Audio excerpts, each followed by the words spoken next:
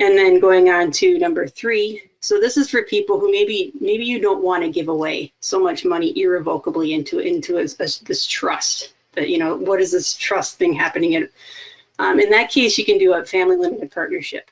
So then you're putting your assets into this partnership. You can put investments assets basically into this business, and you can remain that general partner. And as a general partner, you maintain full control over those assets. So you can determine how they're invested, when and for what reasons distributions are made to the members of the FLP or the LLC. So you're maintaining control of that. And then you can also control kind of when you're giving ownership units of that FLP to your kids or to your other beneficiaries. And so in doing that, you can also, if set up properly, you can also make sure that those assets get some creditor protection that you wouldn't have if you kept those assets outright. Another big benefit of the FLP is that, particularly if you're one of those people, you have a business asset or real estate, something that is very hard to divide to different owners. If you put that into an FLP, all you need to do is gift FLP shares to your beneficiaries, as opposed to retitling that home into multiple beneficiaries. And so it makes it much easier to gift those illiquid assets that you'd otherwise would have to, divide up into different sections. And then with a big benefit of the family limited partnership is because you're maintaining full control of the assets.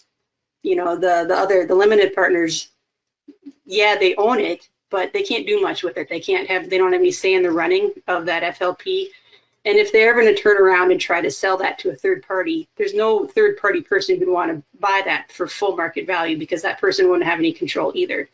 So you can actually usually take advantage of discounts when you're giving FLP units to your children or other beneficiaries.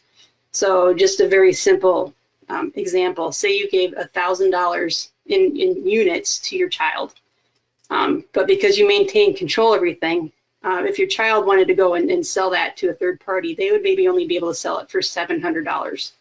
So when you're reporting this gift on your gift tax return, while you're getting $1,000 out of your estate, you only have to report $700 to the IRS as a gift. And so it allows you to leverage your gifts. You can give more money away with less impact against your federal estate and gift taxes.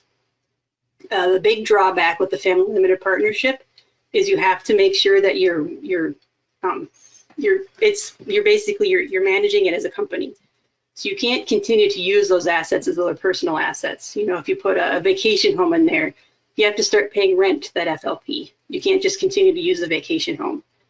Same with just investment assets. If you need to use the assets, you need to make a distribution from the FLP to your personal account, which might mean making distributions to all the members together. And then you have annual tax filings, annual meetings. So you still have all of those responsibilities of the business ownership in order to get the benefits of the FLP. But like again, since you maintain full control over it, that kind of helps negate some of those downfalls of having that FLP.